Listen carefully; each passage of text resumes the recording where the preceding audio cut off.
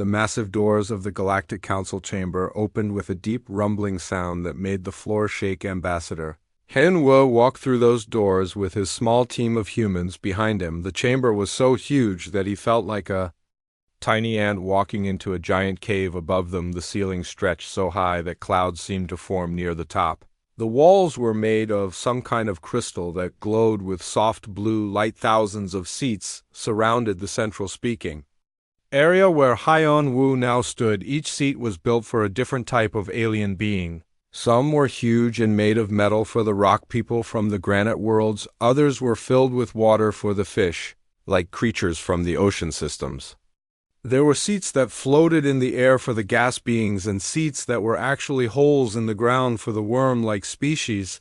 The noise in the chamber was incredible. Hundreds of different voices speaking in languages that sounded like music or growling or clicking or whistling. All of these sounds were being changed into words that everyone could understand by the translation machines that floated around the room like glowing butterfly. Xin Wu looked around at all the alien faces staring down at him. Some had eyes like jewels, others had no eyes at all but could see with their skin.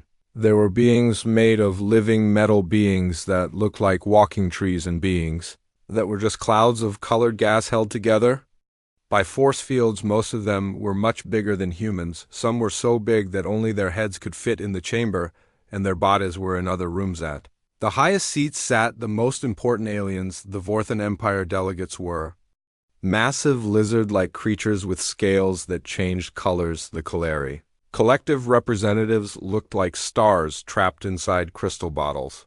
The ancient ones were so old that no one remembered what they originally looked like, and now they were just floating brains in jars connected to robot body. Xin Wu took a deep breath and began to speak. His voice was amplified by the chamber system so that every being in the room could hear him clearly, even those who were in the other rooms. Honored members of the Galactic Council, he said, trying to keep his voice steady. I am Ambassador Hyon Wu, representing the human species and the planet Earth. We have come before you today with a request that we hope you will consider with open minds. A few of the smaller aliens in the lower seats seemed interested, but most of the big important ones just stared at him with what looked like boredom. We asked to join the Galactic Council as full members. Hyon Wu continued, we know that we are new to space travel. We know that we have only been traveling between stars for 50 years.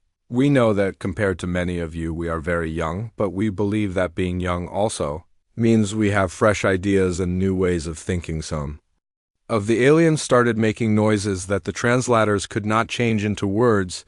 These were probably comments they were making to each other. We do not come to you empty-handed, Hyon Wu said, raising his voice slightly. We bring gifts to show what humanity can offer to the galaxy. He signaled to Dr. So Young, who stepped forward carrying a small device that projected images in the air above them. The first image showed a human hospital with doctors treating patients. Our medical science has found new ways to heal sickness and injury, So Young explained, as the images changed to show different treatments. We have developed ways to regrow lost body parts using a person's own cells. We have found cures for diseases that have killed millions. We have learned to repair damage to the brain and spine that was once thought impossible. Images showed before and after pictures of patients who had been healed by human medicine. A soldier who had lost his legs was shown walking again. A child with a terrible disease was shown healthy and playing. A person with a damaged brain was shown thinking clearly again. This is impressive for such a young species, said a voice from the upper seats, but the tone did not sound impressed at all. The next images showed human farms and food production centers. Engineer Taehyun stepped forward to explain, we have solved the problem of hunger on our world, he said. As images of vast food production facilities appeared in the air, we can grow more food in smaller spaces than ever before. We can make plants grow in places where nothing could grow before. Deserts, frozen lands, even inside spaceships. We can feed billions of people with very little land or water. The images showed amazing things: plants growing without soil, getting their nutrients from special liquids, plants growing in complete darkness under artificial lights, plants growing in the cold vacuum of space inside special domes, food being produced in factories that looked more like laboratories than farms. Our energy technology has also advanced greatly, said Dr. Haywon as she stepped forward. The images now showed power plants and energy systems. We have learned to copy the same process that makes stars shine. We can create unlimited clean energy without polluting our world. We can power entire cities with machines smaller than a building the images showed. Fusion reactors that look like glowing spheres contained in special fields, energy being transmitted through space without wires, power systems that could run for thousands of years without fuel. But the reaction from the council was not what the humans had hoped for. Instead of interest or excitement, there was something else happening, a low rumbling. Sounds started from the Vorthen section. It grew louder and was soon joined by other sounds from around the chamber. The humans realized with growing horror that the aliens were laughing at them. The laughter got louder and louder until it filled the entire chamber. Some aliens were making sounds like barking, others were whistling or clicking or growling in ways that clearly meant they found something very funny. The translation devices were having trouble keeping up with all the different types of laughter. Ambassador Krelf, the leader of the Vorthen Empire delegation, stood up slowly. His massive body cast a shadow over the human delegation. His scales were bright red, which the humans had learned meant anger or amusement. His voice was so deep that it seemed to come from underground. These humans, he said, and his voice made the chamber shake. These tiny creatures who have barely left their home star system want to join us. They discovered faster than light travel only 50 years ago, and they think they are ready to sit with beings who have traveled the galaxy for thousands of years more. Laughter erupted from the chamber. The sound was so loud that the humans had to cover their ears. The crystal walls seemed to vibrate. With the noise, the Kaleri representative flickered brighter. Inside its crystal container, what could these primitive creatures possibly offer us? The energy being said, its voice sounding like wind chimes in a storm. They still fight wars among themselves. On their home planet, they have not even learned to live in peace with their own kind. A delegate that looked like a walking tree with glowing eyes spoke up in a voice that sounded like creaking wood. We have managed perfectly well for thousands of years without human interference. Why would we need help from beings who have existed in space for such a short time? The laughter continued and got even louder. Some of the smaller aliens who had seemed interested before were now joining in. Many of them were pointing at the humans and making gestures that were clearly mocking. Dr. So Young stepped closer to Ambassador Hyan Wu and whispered, "But sir, our medicine could save millions of lives. Our technology could help so many worlds." Xin Wu looked up at the thousands of laughing faces surrounding them. He felt very small and very alone, but he did not let his voice shake when he spoke. "Again, we understand that you find our offer amusing," he said, "but we ask that you consider the value of what we bring, not just our age." But the laughter only got louder. Krelf raised one of his massive clawed hands, and the chamber began to quiet down. "The Galactic Council has heard your request, human," he said, his voice dripping with contempt. "We have considered your offer, and we find it lacking. You are too young, too primitive, too inexperienced to join our ranks." The formal vote was quick and unanimous. Every single member of the council voted to reject humanity application for membership. But that was not the end of it. "Not only do we reject your membership," Krelth continued, "but we also place restrictions on your species.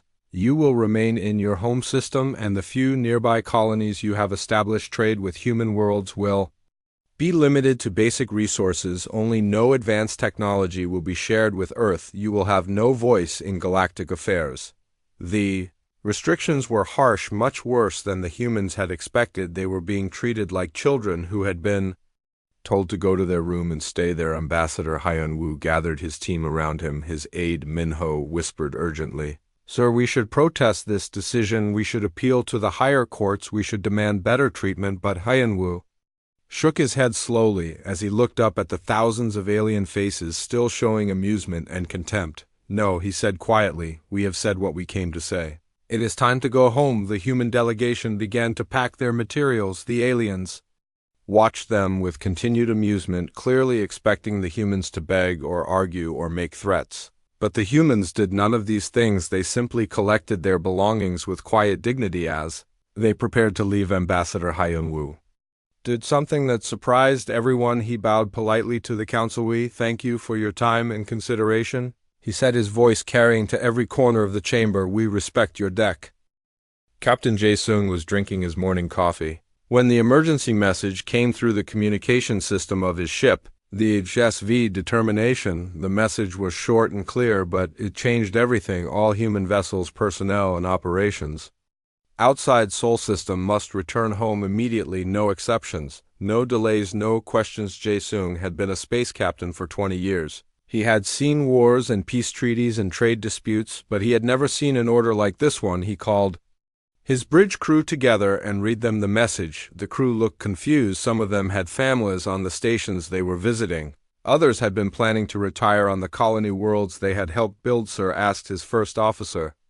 Young Min, what happened at the council meeting? Jae-sung looked out at the stars through the main view screen. We were rejected, he said, simply more than rejected. We were told to stay home and not come back within hours. Every human ship in the galaxy received the same message. Cargo vessels that were delivering supplies to alien worlds stopped their deliveries and headed home. Passenger ships that were carrying human tourists to see the wonders of the galaxy changed course for Earth research.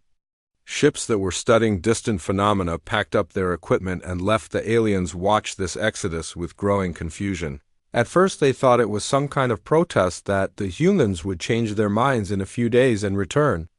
But as the days passed and more human ships kept leaving, they began to realize this was something else entirely. On the mining world of Kepler 442b, Foreman Tae-hyun was supervising the extraction of rare crystals that were used in faster-than-light drives. His operation supplied 12 different alien species with the materials they needed for their spaceships. The work was dangerous and required precise timing and coordination that only human engineers had been able to master. The Vorthan Overseer Zilks came to Tae-hyun's office in a panic. The human was calmly packing his personal belongings into a small bag, but the contract, Zilks said, his scales turning yellow with confusion. You cannot simply abandon your obligations. The quarterly shipments are due next month. Tae-hyun handed him a datapad that contained the legal documents. All contracts are hereby terminated under the emergency recall provision, he said. Without emotion, the equipment and facilities remain as specified in the agreements. The refined crystals currently in storage are yours to keep as compensation for any inconvenience. Six stared at the datapad in disbelief. But we do not know how to operate the deep extraction equipment your people designed systems that we cannot understand. Tae-hyun shouldered his bag and walked toward the door. I am sure you will figure it out, he said politely.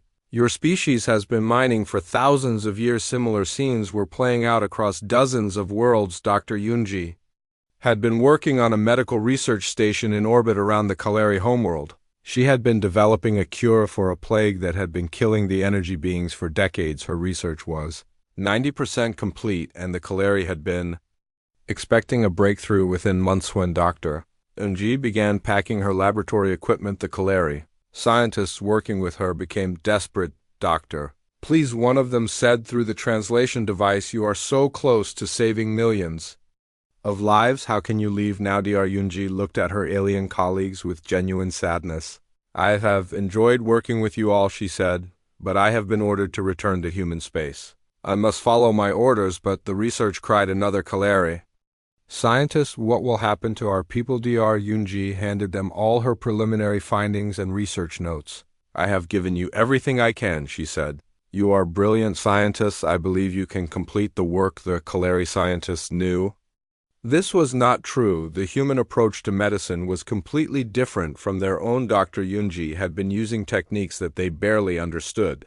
Without her guidance, they would have to start almost from the beginning. On the agricultural world of new series, scientist Dong-min had been working with local farmers to solve food shortages that affected 6 different species. His hybrid crops could grow in conditions that would kill normal plants and produced 3 times more food than traditional farming methods. The local governor, a member of the insect-like Nexari species, came to see Dong-min as he supervised the loading of his equipment onto a transport ship. Scientist Dong-min, the governor said through clicking sounds that the translator changed to words, your crops are the only thing preventing famine on worlds.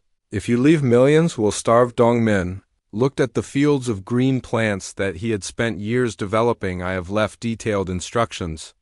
He said all the genetic templates are in the computer systems. Your people should be able to maintain the crops. But the governor knew this was not true. The human had created something that seemed simple but was actually incredibly complex. The balance of nutrients, soil conditions, and timing required knowledge that took years to develop. Admiral Kyung-soo was in command of the human defense fleet that protected several trade routes from pirates. The human ships were fast, well-armed, and had excellent crews. They had reduced piracy in their patrol areas by 90%. When the recall order came, Admiral Kyung-soo began withdrawing his ships immediately. The alien governments that had been depending on human protection sent frantic messages. Admiral, the Altarian ambassador said during a video call, our trade convoys will be defenseless without your ships. The pirates will destroy everything. Admiral Kyung-soo looked at the map showing pirate activity in the region. I understand your concern, he said, but all human ships are needed in Sol System. I am sure the Council can arrange for alternative protection. The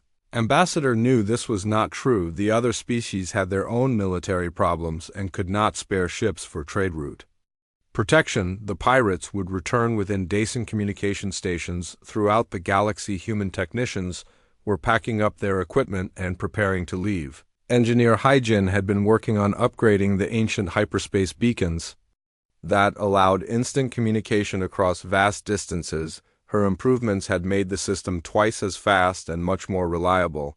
The station commander, a member of the crystalline quartz folk, tried to convince her to stay. Engineer Hyjin, your work is vital to galactic communication, he said. If the beacons fail, we will be cut off from each other. Hyjin looked at the complex machinery that she had spent months improving. The upgrades are installed, she said. The maintenance procedures are documented. Your technicians should be able to handle routine operations, but the station commander knew that routine operations were not the problem. The beacons were ancient and unreliable. They needed constant adjustments and repairs that required understanding that only Hyjin possessed. Across the galaxy, the same pattern repeated itself. Humans were leaving their posts politely, professionally, and completely. They handed over their work to alien colleagues, thanked them for their cooperation, and departed. They did not argue or complain. They simply followed their orders. The withdrawal was so organized and efficient that it seemed like it had been planned for years. Every human knew exactly what to do and when to do it. Supply ships appeared at remote outposts to collect personnel. Research stations were shut down in proper sequence to avoid accidents. Industrial facilities were left in safe operating conditions. Captain Wusung was one of the last humans to leave alien space. His ship was collecting the final group of researchers from a deep space observatory. The scientists had been studying a rare stellar phenomenon that occurred only once every 1,000 years. As his ship prepared to enter hyperspace, Captain Wusung looked back at the station where the alien scientists were still working without their human colleagues. The humans had been providing crucial technical support for the observation equipment. They will miss us, he said to his crew, more than they know. Within 6 months, there was not a single human outside the boundaries that the Council had set. The withdrawal was complete, total, and final. No human ships traveled the trade routes. No human scientists worked in alien laboratories. No human doctors treated alien patients. No human engineers maintained alien equipment. The galaxy had gotten exactly what it asked for, a universe without human interference. The Council members congratulated themselves on handling the situation so well. They had put the upstart humans in their place and maintained the natural order of things, but in the months that followed, small problems began to appear. Equipment that had been working perfectly started to malfunction. Crops that had been growing well began to fail. Communication delays became more frequent. Medical treatments that had been successful stopped working. Most of the aliens assumed these were temporary issues that would resolve themselves. The galaxy had functioned for thousands of years before humans arrived. It would continue to function without them. They were wrong. The humans had not just been workers or researchers or soldiers. They had been the oil that kept the galactic machine running smoothly. Without them, the machine was beginning to break down. The Council had laughed at humanity and sent them away thinking they had solved a minor problem.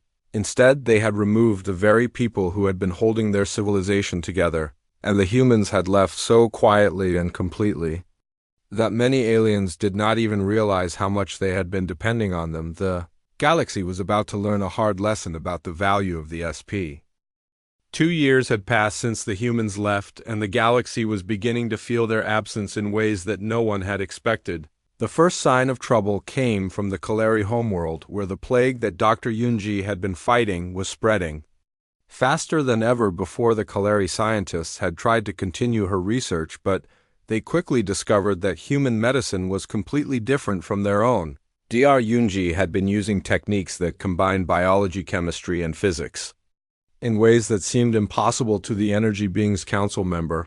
Vises flickered weakly in his crystal container as he addressed the emergency session. His people were dying at rates not seen in centuries. The plague had mutated in ways that their science could not explain. Perhaps we should reconsider our restrictions on human medical technology, Vises said, his voice like wind through crystal caves. Their research was quite advanced, and we need their help. Ambassador Krell's scales turned bright. Red with anger. Absolutely not, he boomed, his voice making the chamber shake. We will not show weakness by crawling back to those primitives.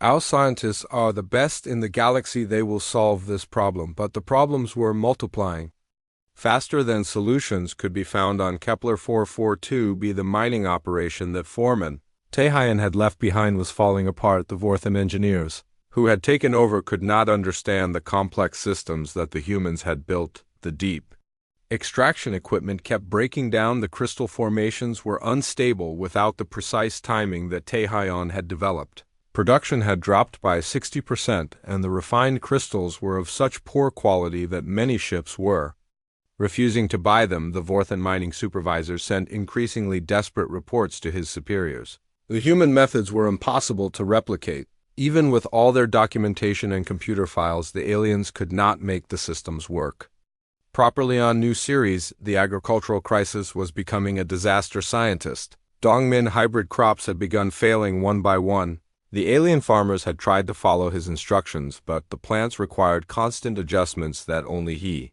had understood. The soil chemistry was wrong, the nutrient timing was off, the genetic modifications were unstable without constant monitoring. 6 worlds that had been depending on the surplus food were now facing famine. The Nexari governor sent emergency messages to the council begging for help, but there was no help to give. The other agricultural worlds were dealing with their own problems and could not spare food for anyone else. Throughout the galaxy, the communication system was breaking down. Engineer Hyjin had been the only person who truly understood the ancient hyperspace beacons. The upgrades she had made were failing one by one, returning the system to its original, unreliable state. Messages that had once taken hours to transmit now took days or weeks. Emergency calls for help were lost in the static. Important government communications were garbled beyond recognition.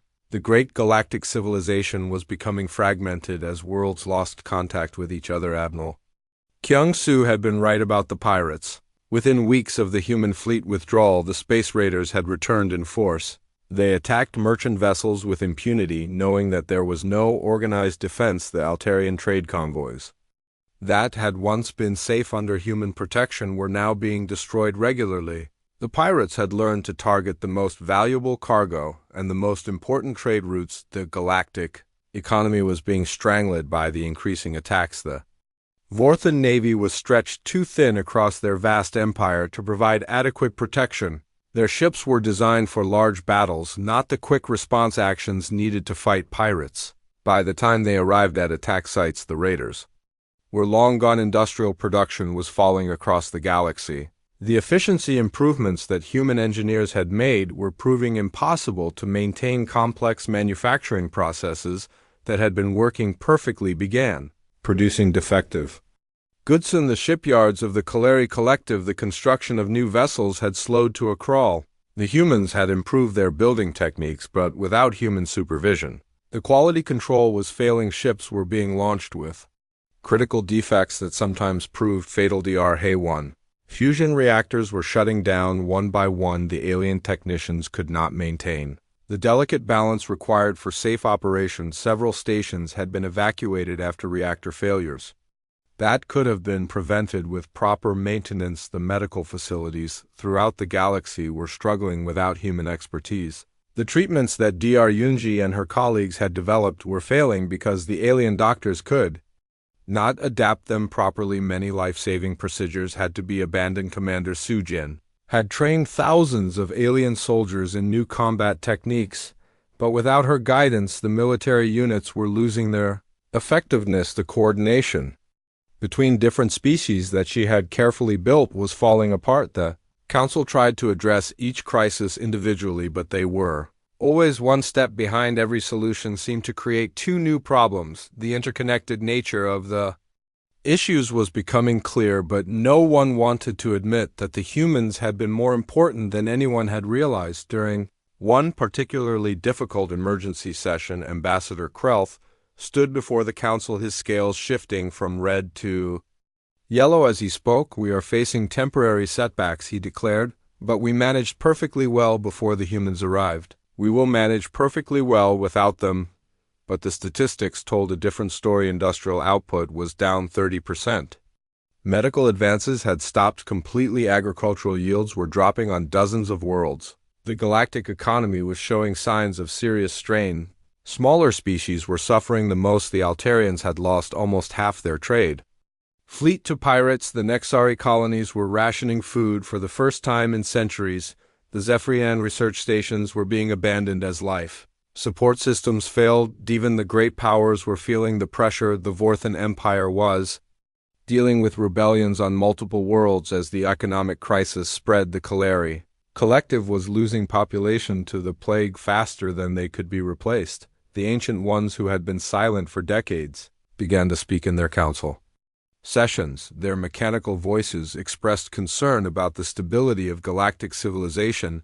They had seen many crises over the millennia, but this one was different. "This is not a natural disaster," one of them said through speakers that made the air vibrate. "This is a systemic failure. We have removed a crucial component from our society, and now the entire structure is collapsing." But even the Ancient Ones were not ready to admit that they had made a mistake in rejecting humanity. They preferred to think of it as a temporary adjustment period that would eventually stabilize. The truth was that the humans had been like the nervous system of the galaxy. They had connected different parts and made them work together in ways that no one had fully understood. When they left, they took with them not just their skills, but their ability to see the connections between things human. Doctors had not just treated alien patients, they had found ways to combine different medical traditions.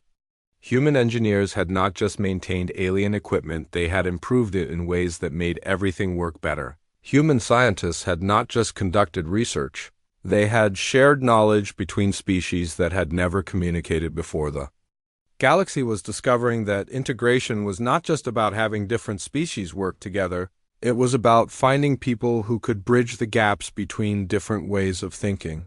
And humans had been uniquely gifted at building those bridges. As the third year of isolation began, the problems were getting worse instead of better. The Kaleri plague had now spread to 3 neighboring species. The pirate attacks had made entire sectors too dangerous to travel. The communication breakdowns had isolated whole regions of space. Ambassador Thizes made one final attempt to convince the Council to reach out to humanity during a closed session. "We are dying," he said simply. "Our people, our civilization, our entire way of life is collapsing. We need help, and we need it now." The response was immediate and harsh. Several council members accused Thizes of being weak and defeatist. They insisted that accepting human help would be a sign of failure that would undermine the authority of the council. But as the session ended and the members returned to their homeworlds, each of them carried the same dark knowledge. The galaxy was falling apart and they were running out of time to fix it. The humans had been gone for 3 years, and in that time they had proven something that no one wanted to admit. They had not been primitive newcomers seeking to benefit from galactic civilization. They had been the glue that held that civilization together, and now that glue was gone, the cracks were showing. And they were growing wider every day. The council had laughed at humanity and sent them away. Now they were beginning to realize that they might have made the biggest mistake in galactic history, but their pride would not let them admit it, not yet. 5 years after humanity departure, the galaxy was in full crisis mode. What had started as minor inconveniences had grown into catastrophic system failures that threatened the very foundation of galactic civilization. The council chamber that had once been filled with confident voices, was now a place of desperate arguments and growing panic. The Caleri plague had become a galactic nightmare, spreading to 7 different species and mutating in ways that defied all known medical science. The energy beings were dying so fast that entire star systems were going dark as their populations collapsed. Ambassador Theises could barely maintain his form. Inside his crystal container, as he addressed the emergency session, "We have lost 40% of our population," he said, his voice weak and flickering. "The plague has evolved beyond our ability to treat it. We face complete extinction within 10 years. The Vorthan Empire was collapsing under the weight of multiple rebellions and economic disasters." Ambassador Krell's scales had lost their shine and now appeared dull gray as he spoke of the crisis facing his people. 17 worlds have declared independence from the Empire, he reported, his voice lacking its usual power. "Our supply lines are broken, our military is scattered, and we cannot maintain order. Our great civilization is crumbling." The hyperspace communication system had failed completely in many sectors, leaving entire regions of space isolated from the rest of the galaxy. Emergency messages took weeks to reach their destinations if they arrived at all. Governments could not coordinate responses to crises, and many colonies had been abandoned. The pirate problem had evolved into something much worse. Entire fleets of raiders now controlled vast areas of space, attacking not just merchant vessels but entire colonies. The galactic economy had collapsed as trade became impossible in many regions. Dr. Haywan. Fusion reactors were failing across the galaxy, causing power shortages that affected billions of beings. Industrial production had dropped by 70% as factories shut down due to lack of energy. The technological civilization that had taken millennia to build was grinding to a halt on Earth. Ambassador Junho received an urgent message from the Council. It was carefully worded to avoid any admission of desperation, but the meaning was clear. The Council wanted to discuss trade opportunities with humanity. Junho read the message to his assistant Young Su, who laughed bitterly. "Trade opportunities," he said. "After 5 years of isolation, now they want to trade." The message spoke of mutual benefit and expanding cooperation, but anyone who understood the current galactic situation could see the desperation behind the diplomatic language. The Council was reaching out because they had no other choice, but the humans were not the same species that had been laughed out of the Council chamber 5 years earlier. The isolation that was meant to limit their development had instead accelerated it. In the time that the galaxy had been falling apart, humanity had been growing stronger. Dr. Yan Wu now headed the Human Research Consortium that had made breakthrough after breakthrough. In every field of science, the restrictions on human development had been lifted by necessity as Earth faced the challenge of complete self-sufficiency. Captain Sung Ho commanded one of the new generation of human ships that used technology decades ahead of anything in the galaxy. These vessels could travel faster than light in ways that made traditional hyperspace travel look primitive. They were completely self-sufficient and could operate independently. For years, the humans had solved the energy problem that had plagued the galaxy for centuries. Dr. Insu had developed antimatter reactors that were safer and more efficient than fusion. They could power entire civilizations with devices smaller than a building. Engineer Hyo Jin had perfected matter replication technology that made resource scarcity a thing of the past. Humans could now create anything they needed, from basic atomic materials, food tools, equipment, even complex machinery could be produced instantly. But perhaps the most significant breakthrough was in dimensional physics. Scientist Gi Tae had discovered how to fold space itself, making travel between distant points nearly instantaneous. Human ships could now appear anywhere in the galaxy without warning. The galaxy intelligence agencies had been trying to monitor human activities, but their ships seemed to appear and disappear without using known hyperspace routes. It was as if humans had developed entirely new laws of physics. The truth was even more remarkable than the aliens suspected. Human scientists had not just caught up to galactic technology, they had surpassed it. By centuries, the enforced isolation had forced them to innovate in ways that would have been impossible if they had access to alien technology. Dr. Yunji had not just found a cure for the Caleri plague, she had developed medical treatments that could heal any disease and repair any injury. Human medicine could now regrow entire organs. fix genetic damage, and even reverse. Aging agricultural scientist Dongmin had created farming systems that could feed billions of people using minimal resources. Human colonies could now be established anywhere, even in the vacuum of space or on planets with hostile environments. The military advances were even more impressive. Commander Su Jin had developed defense systems that made human space virtually impregnable enemy. Ships would find themselves disoriented and helpless when they entered human territory, but the humans kept all of this information secret. The galaxy had no idea how advanced Earth had become. The few alien ships that had tried to spy on human space had simply vanished, leaving no trace of what had happened to them. The Council attempts to re-establish contact were met with polite but firm responses. Every diplomatic overture was acknowledged but deflected. Trade offers were declined with thanks. Requests for technical assistance were met with regret that humanity was too busy with internal development. When Ambassador Krelth finally swallowed his pride and sent a personal message to Ambassador Henwood, the response was devastating in its simplicity. The message quoted Krelth's own words from 5 years earlier. The Vorthan Empire expressed that they had managed perfectly well for thousands of years without human interference. The response read, "We respect that position and have no wish to interfere in your affairs."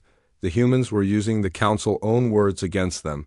Every rejection, every insult, every dismissive comment was being returned with perfect diplomatic courtesy. The aliens were being treated exactly as they had treated humanity. Dr. Yunwu received hundreds of requests for scientific collaboration from alien researchers who were desperate for help. Each request was politely declined with the same standard response: "We appreciate your interest, but our current projects require our full attention." The Council frustration was growing. Some members began to suggest more aggressive approaches. Perhaps they should demand human assistance or threaten consequences if it was not provided. But these suggestions revealed how little they understood about the current situation. The humans were no longer the primitive species that had been laughed out of the council chamber. They were now the most advanced civilization in the galaxy, and they were completely self-sufficient. They needed nothing from the galactic community. More importantly, they had learned to distrust alien promises and alien friendship. The Council had shown their true attitude toward humanity when they thought humans were weak. Now that humanity was strong, the Council suddenly wanted to friends. The galaxy continued to deteriorate at an accelerating pace. The Vorthan Empire was now in full civil war, with different factions fighting over the remnants of their territory. The Kaleri Collective had lost half its population, and the survivors were barely maintaining their most essential systems. Trade had virtually ceased in most sectors due to pirate activity and communication failures. Entire civilizations were reverting to pre-spaceflight technology as their advanced systems failed. Without human maintenance and innovation, the galactic infrastructure was collapsing. The smaller species were suffering the most. The Altarians had lost their entire space fleet and were now trapped on their homeworld. The Nexari colonies were being abandoned as starvation spread. The Zephyrian research stations had been empty for 2 years. Even the ancient ones were beginning to show signs of system failure. Their mechanical bodies required maintenance that only human engineers had been able to provide properly. Several of them had already shut down permanently. Council made one final desperate attempt to reach humanity.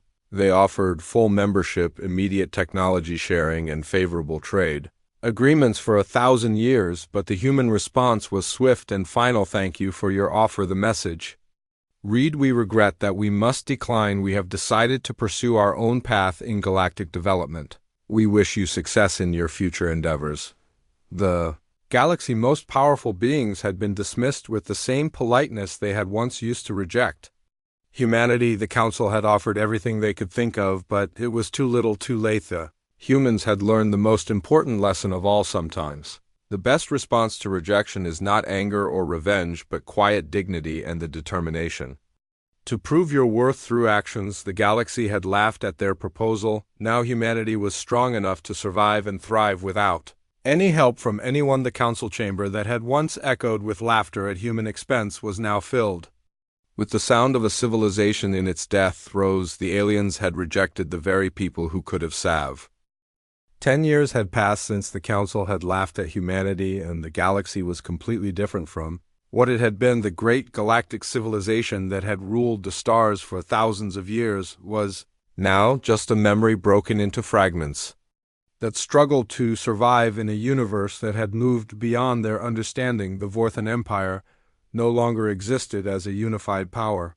Instead, dozens of small kingdoms fought over the remains of what had once been the mightiest force in the galaxy. Ambassador Krelth, who had once commanded respect across the stars, now ruled only a single world and spent his days wondering how everything had gone so wrong. The Kaleri Collective had been saved from extinction by human medicine, but they were no longer the ancient proud civilization they had once been.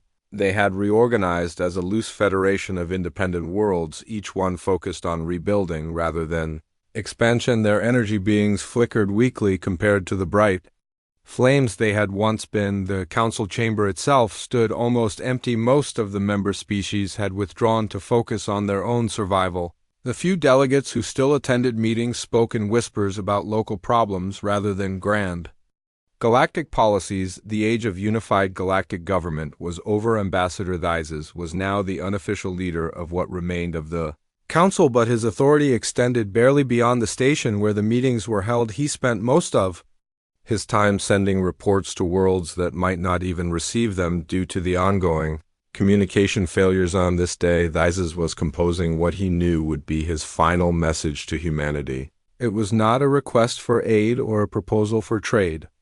It was something much simpler and much more difficult for a proud species to send. It was an apology. We were wrong, the message began, and Thizes flickered weakly as he dictated the words. We let our pride blind us to your value. We treated you as primitives. When you were the most advanced species we had ever encountered, we dismissed your contributions when we should have celebrated them. Message continued with a full admission of every mistake the council had made. We mocked your medical science.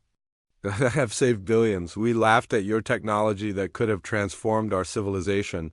We rejected your friendship when we needed it most. These paused in his dictation as he thought about the irony of the situation. The council had spent so much time talking about maintaining the natural order and preserving traditional ways that they had missed the most important change in galactic history. A new species had emerged that was destined to lead all others into the future. We understand that we have lost the right to your cooperation, the message continued, but we wanted you to know that we recognize our mistake. We know that our apology cannot undo the damage we have caused, but we hope it brings you some satisfaction to know that we finally understand what we threw away. The response from Earth came faster than Thizes had expected. The message was signed by Prime Minister Ji-hoon, who had become the voice of humanity in their rare communications with the outside galaxy. Thank you for your message. The response read, we harbor no ill will toward any species in the galaxy.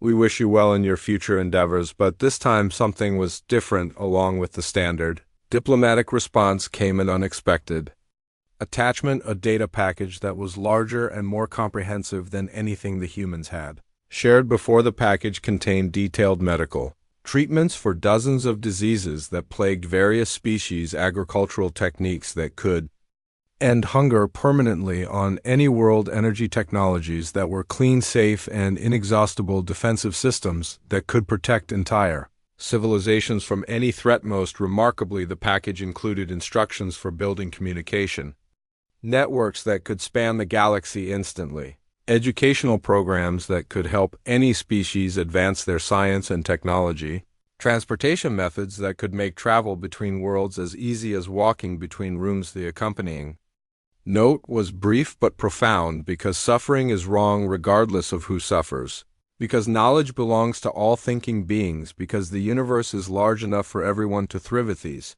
stared at the data package in amazement. The humans were sharing technology that was centuries ahead of anything the galaxy had ever seen. They were giving away freely what could have made them the rulers of everything. But as he studied the information more carefully, Thizes began to understand the true scope of what humanity had achieved. The technology they were sharing was advanced beyond imagination, but it was clearly just a small fraction of what they actually possessed. The humans had moved so far beyond galactic civilization that they could afford to give away world-changing technology without weakening themselves in any way. They were like adults sharing toys with children, secure in the knowledge that they had outgrown the need for such simple things. Reports began to filter in from across the galaxy about the effects of the human gift worlds that had been dying were suddenly flourishing. Species that had been enemies for centuries were learning to cooperate. Civilizations that had been stagnant for millennia were experiencing rapid advancement, but perhaps the most significant change was in how the various species viewed themselves and each other. The human example had taught them that cooperation was more powerful than competition, that sharing knowledge made everyone stronger, and that true advancement came from helping others rather than dominating them. The galaxy was slowly learning to follow the path that humanity had blazed, the path of self-reliance tempered by compassion, of technological advancement guided by moral principles, of strength used to protect rather than to conquer. Meanwhile, humanity itself had moved far beyond the concerns of their old galaxy. Captain Sing Ho now commanded exploration fleets that were discovering new galaxies filled with wonders that defied imagination. His ships traveled through dimensions that existed parallel to normal space, visiting universes where the laws of physics worked differently. Dr. Yuan research teams were unlocking the secrets of reality itself, learning to create new forms of matter and energy that had never existed before. They were building technologies that could reshape entire universes and create life in places where it had never been possible. But perhaps the most remarkable achievement was in the field of consciousness itself. Scientists GIT had learned to expand human awareness to levels that allowed them to perceive and interact with forms of existence that were invisible to normal senses. Humanity was becoming something new, a species that had transcended the normal limitations of physical existence while maintaining their essential humanity. They had kept their compassion, their curiosity, and their desire to help others even as they gained powers that made them like gods. The few aliens who were aware of humanity's current capabilities could barely comprehend what they had become. The humans had not just advanced their technology, they had evolved into something beyond the understanding of normal biological life, yet they remained recognizably human in their values and their behavior. They still believed that suffering was wrong, that knowledge should be shared, and that the strong had a responsibility to protect the weak. These principles had not changed even as their power had grown beyond all measurement. Prime Minister Ji-hoon made a final public statement that was broadcast throughout the galaxy before humanity withdrew completely from normal space. We came to you 10 years ago, seeking friendship and partnership. The message said, you taught us that we could not depend on others for our future. You forced us to become self-reliant, and in doing so you gave us the greatest gift possible, the gift of unlimited potential. We are grateful for that lesson, even though it came wrapped in rejection and humiliation. You showed us that true strength comes not from the approval of others, but from the knowledge that we are doing what is right. We are leaving now to explore new frontiers and discover new possibilities, but we will not forget you. We will continue to help when help is needed, because that is who we are. We will continue to share our knowledge, because knowledge belongs to everyone. The galaxy you rejected us from is now safe, prosperous, and peaceful because of what you taught us about the value of independence. You wanted us to leave, and we did, but we took with us the determination to prove that you were wrong about our potential. You laughed at us when we were weak. Now you watch in awe as we reshape reality itself, but we do not gloat or seek revenge. Instead, we use our power to ensure that no species will ever again face the choice between submission and isolation. Universe is vast and full of wonders beyond imagination. We go now to explore those wonders and to share them with any who are ready to learn. Thank you for teaching us that we were capable of greatness even when you did not believe it yourselves. With that message, humanity vanished from normal space, leaving behind only the gifts they had shared and the example they had set. The galaxy continued to develop using human technology and human principles, but the humans themselves had moved on to challenges and opportunities that existed beyond the reach of normal understanding. The council chamber stood empty now, its purpose fulfilled. Ambassador Thizes was the last to leave, and as he flickered weakly toward the exit, he wondered if future generations would understand the magnitude of what had happened here 10 years ago. The council had laughed at a species they thought was primitive and sent them away thinking they had solved The Council desperation had reached levels that would have been unimaginable just years earlier. The once mighty galactic government was now sending message after message to humanity begging for any kind of response, pleading for help, offering anything they could think of to get the humans to return. Ambassador Krelth, who had once laughed at human proposals, now spent his days composing increasingly humble messages to Earth. His scales had turned a permanent dull gray, and his voice had lost all its former power as he dictated another plea for assistance. Honored humans, he would say to his recording device, we acknowledge that we may have been hasty in our previous decisions.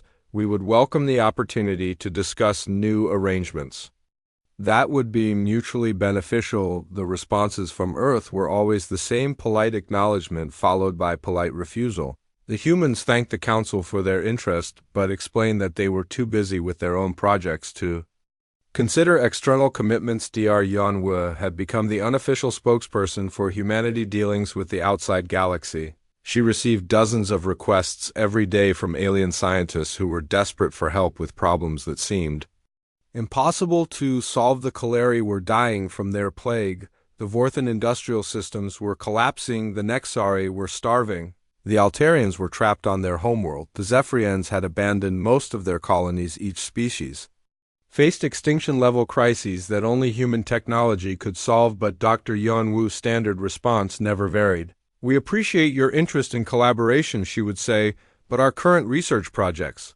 require our complete attention. Perhaps you could contact us again at a later time. The later time never came. The humans were always too busy with their own work to help with alien problems. The galaxy was learning what it felt like to be dismissed and ignored after years of dismissing and ignoring others. What the aliens did not know was that humanity had been busier than they could possibly imagine. The isolation that was meant to punish them had instead freed them to develop in ways that would have been impossible if they had been integrated into galactic society. Captain Sung Ho now commanded a fleet of exploration vessels that were mapping galaxies beyond the reach of any known technology. His ships could travel distances that would take traditional vessels millions of years to cross. They were discovering new worlds, new civilizations, and new possibilities every day. The humans had not just caught up to galactic technology. They had left it far behind. Dr. Insu matter-antimatter reactors were now powering human cities that floated in space without any connection to planet's engineer. Kyojin replication technology had made it possible to build entire worlds from nothing but raw energy. But perhaps the most remarkable achievement was in the field of dimensional engineering. Scientists GIT had learned to create pocket universes where humans could live and work in complete safety.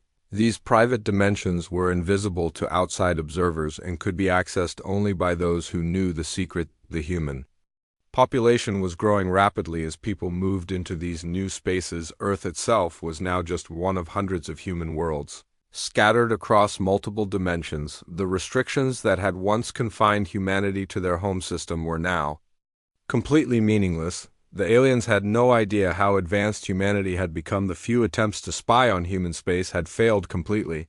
Alien ships that entered human territory simply vanished without a trace, leaving no evidence of what had happened to them. The truth was that human defensive technology was now so advanced that hostile vessels were simply transported to empty dimensions where they could do no harm. The alien crews were kept safe and comfortable, but they were effectively removed from normal space until they could be safely returned. This policy of nonviolent defense reflected humanity's new philosophy. They had learned that violence and conflict were wasteful and unnecessary. When faced with aggression, they simply removed the problem rather than destroying it. The Council attempts to contact humanity were becoming increasingly desperate. Some members suggested that they should threaten consequences if the humans did not provide assistance, but these suggestions revealed how little they understood about the current balance of power. The humans were now so far ahead of galactic civilization that threats were meaningless. Human technology could neutralize any weapon, disable any ship, and protect any target. The galaxy's great military powers were like children throwing stones at a mountain. Ambassador Theises made one final attempt to reach humanity by sending a personal message to Ambassador Heinwu. The message was a complete admission of defeat and a plea for mercy. We were wrong. The message said, we let our pride blind us to your value. We treated you as primitives when you were innovators. We dismissed your gifts when we should have treasured them. We understand that we have lost the right to your friendship, but we hope you will find it in your hearts to help us anyway. The response came not from Hyunwoo, who had retired years earlier, but from the new Earth government Prime Minister Ji-hoon. His message was brief and to the point. We thank you for your message. We harbor no ill will toward any species. We wish you well in your future endeavors. Along with the message came something that surprised everyone in the galaxy: a data package containing medical treatments for the cholera plague, agricultural techniques to address food shortages, and defensive technologies to combat piracy. The accompanying note was simple. Because it is the right thing to do. The council members were stunned. The humans had not demanded apologies or recognition or payment. They had simply provided help because they believed it was morally correct to do so. This response was so unexpected that many aliens did not know how to interpret it. The medical treatments worked perfectly. The cholera plague was eliminated within months, and the cure was shared with all affected species. The agricultural techniques ended food shortages on dozens of worlds. The defensive technologies allowed merchant vessels to travel safely for the first time in years, but the humans made it clear that this was a one-time gift, not the beginning of renewed relations. They were helping because suffering was wrong, not because they wanted to rejoin galactic society. The galaxy began to understand that humanity had evolved beyond the need for external validation or cooperation. They had become completely self-sufficient and were now motivated by principles rather than politics. Prime Minister Ji-hoon made a rare public statement that was broadcast throughout the galaxy. We have learned that true strength comes not from the approval of others, but from the knowledge that we are doing what is right. We help not because we need friends, but because suffering is wrong regardless of who suffers. The council realized that they had lost more than just human assistance. They had lost the opportunity to learn from the most advanced species in the galaxy. Humanity had offered partnership when they were weak. Now that they were strong, they had chosen independence. The great galactic civilization that had existed for millennia was fragmenting into smaller groups as species realized they could no longer depend on central authority. The Vorthan Empire had broken apart completely. The Cholera Collective was rebuilding. As a federation of independent worlds, many species began to adopt human principles of self-reliance and technological development rather than depending on others for solutions. The galaxy was slowly learning the lessons that humanity had been forced to learn through rejection and isolation, but the humans themselves had moved beyond the need for galactic recognition. They were now exploring other galaxies, discovering new forms of life, and pushing the boundaries of what was possible. Their future lay not in the stars they had once called home, but in the infinite possibilities that lay beyond. The council chamber that had once echoed with laughter at human expense was now mostly empty. The few remaining members often wondered what might have been if they had welcomed humanity with open arms instead of dismissive contempt. The galaxy had learned too late that some opportunities come only once and some mistakes cannot be undone. The humans had offered friendship and partnership when they needed it most. Now that they no longer needed anything from anyone, they had chosen to forge their own path. The council had laughed at humanity's proposal, thinking they were rejecting primitives. Instead, they had turned away the very people who could have led them to greatness. Now they watched in awe as humanity built a future that surpassed their wildest dreams. The greatest irony was that the humans had succeeded not in spite of their rejection, but because of it.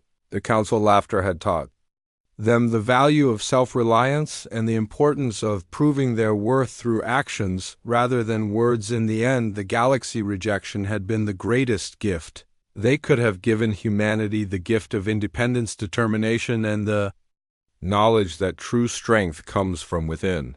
The council had thought they were punishing the humans. Instead, they had set them free.